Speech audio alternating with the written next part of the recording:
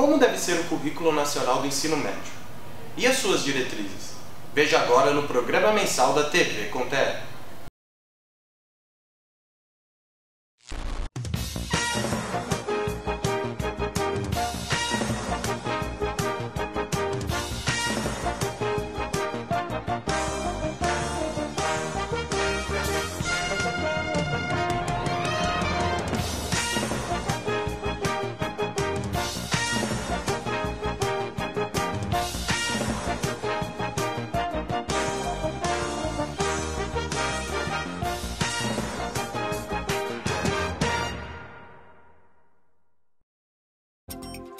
Para adequar o ensino básico ao contexto atual e fazer com que ele cumpra o seu papel, o Conselho Nacional de Educação divulgou, entre dezembro de 2009 e janeiro de 2012, novas diretrizes curriculares, da educação infantil ao ensino médio.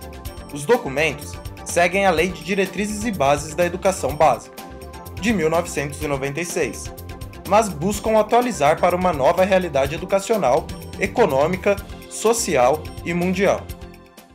A escola precisa ser uma escola conectada, precisa dialogar com o nosso cotidiano, precisa ter internet, precisa ter laboratório, precisa ter educação sexual, precisa debater as drogas. A escola precisa ser um espaço em que o estudante se sinta à vontade para debater a sua vida, para debater seu cotidiano, tenha um estudo em comum com todos os outros estados, mas também que estude a história regional, a história do estado dele. As novas diretrizes do Ministério da Educação servem para que as escolas, redes e sistemas de ensino elaborem os seus currículos e projetos pedagógicos, tanto para o ensino público como para o privado. O processo é resultado das discussões com representantes dos professores e demais profissionais da educação. O ensino médio, que é a última etapa da educação básica, ganha novas interpretações e papéis na sociedade. A Emenda Constitucional 59, ela torna obrigatória a educação dos 4 aos 17 anos. Até 2016, todos dos 4 aos 17 anos têm que estar na escola. E isso, de alguma forma, recoloca o ensino médio, né? Porque o ensino médio, durante muito tempo, foi só um lugar de passagem, ou para a universidade ou para o mundo do trabalho. Com essa perspectiva dos jovens concluindo, de fato, o ensino médio sendo para todos, o ensino médio tem que ser pensado como essa etapa que finaliza aquilo que a sociedade chama e consagrou na legislação de educação básica, né? Começa lá na educação infantil, vem para o ensino fundamental, chega no ensino médio. Como é que esta etapa que a gente chama de ensino médio ajuda a consolidar esse conjunto de saberes, valores, experiências que nós entendemos que todos os jovens da nossa sociedade têm que ter acesso? A organização curricular do ensino médio tem uma base nacional comum e uma parte diversificada, que não devem constituir blocos distintos, mas um todo integrado. Ela deve contemplar linguagens, matemática, ciências da natureza e ciências humanas. Deve evidenciar a contextualização e a interdisciplinaridade, ou outras formas de interação e articulação entre diferentes campos dos saberes específicos. Todas as escolas de ensino médio devem seguir esta orientação. Então, não tem nenhuma diferença aí entre ser ensino mantido pela rede pública ou mantido pela rede privada. O que é que tem que ser ensinado? Tem que ser ensinado o que está estabelecido na lei, ou seja, a base nacional comum, que esse assunto tem que ser complementado com assuntos e temas específicos a depender de cada unidade, e cada escola deve dar o seu sotaque específico com o objetivo de atender a sua população, a população no seu entorno, a população que vem para a sua escola. Portanto, a orientação é a seguinte: o ensino médio é único e, ao mesmo tempo, ele deve ser flexível para poder atender melhor e se aproximar cada vez mais dos jovens que estão nessa escola.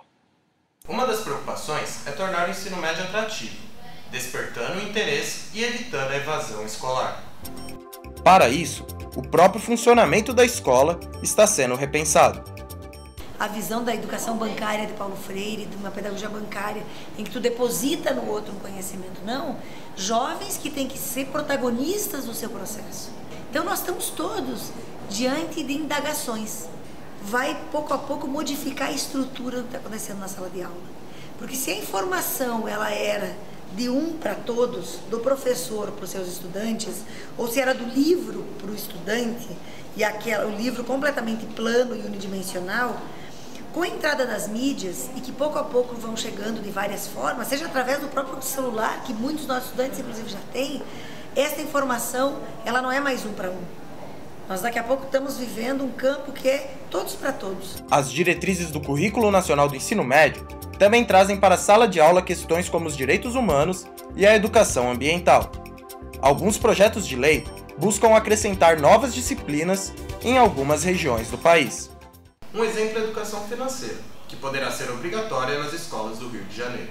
Nós entendemos que não devemos criar novas disciplinas. A criação de muitas disciplinas é uma forma de engessar o trabalho das escolas. Nós entendemos que todos esses temas podem e devem ser tratados, mas não como disciplinas. Eles devem ser tratados a partir das disciplinas que já existem e, obviamente, também de forma interdisciplinar ou em algum outro tipo de atividade dentro da escola.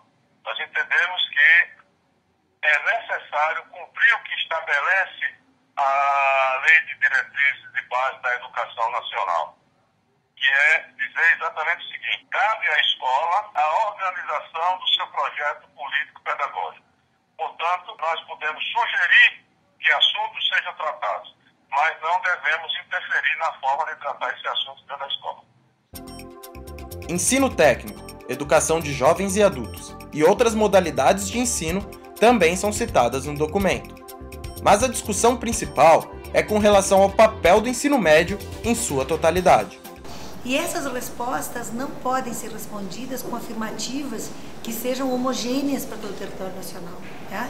É preciso sim que tenhamos uma base comum, porque é importante que a escola pública, que a escola de modo geral e que a escola pública em particular possa garantir uma inserção qualificada desses jovens no mundo que a gente está vivendo. O que é essa inserção qualificada? Também no mundo do trabalho, mas uma inserção no mundo das artes, no mundo da produção cultural, né? No mundo dos esportes, né? A perspectiva da incorporação de uma prática esportiva não com vistas ao alto rendimento, pode até ser, mas como é que, em termos de qualidade de vida e de inserção na sociedade, eu, como sujeito, como cidadão da sociedade, incorporo uma prática esportiva que faça diferença na minha vida. Então, essas grandes perguntas, elas são perguntas que têm a ver com os sujeitos da aprendizagem. As diretrizes apontam para uma educação mais conectada com o aluno e com um diálogo maior entre as diferentes áreas do conhecimento, trazendo temas necessários para a formação de um cidadão. Mas como fazer com que essas propostas cheguem às salas de aula? E como é que fica a formação do profissional da educação?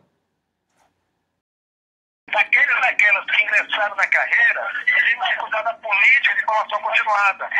Na política de formação continuada, não se pode ter política focada apenas na área de atuação do próprio profissional. Ela tem que ter uma perspectiva mais ampla de fazer com que a comunidade escolar participe do processo da gestão da escola, fortalecer a gestão democrática da escola, tratar das relações interpessoais. São dois exemplos que devem ser trabalhados na formação continuada, na perspectiva de atender ao conjunto da escola. O professor Helena Araújo ressalta ainda que é necessário mais investimentos na educação e o envolvimento de toda a população. É importante o envolvimento de todas as pessoas na questão da educação, discutir, participar e pressionar. Até porque estamos aí com mais de um ano com uma ausência do Plano Nacional de Educação, que acabou em janeiro de 2011, já estamos em abril de 2012, e tem um vácuo aí no plano do que fazer com a educação para os próximos 10 anos. A conta é combate à mercantilização e à desnacionalização da educação, a luta pelo desenvolvimento do país precisa acompanhar distribuição de renda, justiça social e soberania nacional. As diretrizes curriculares também devem servir a esse propósito, visando inclusive a emancipação do aluno e a democracia interna nos estabelecimentos de ensino.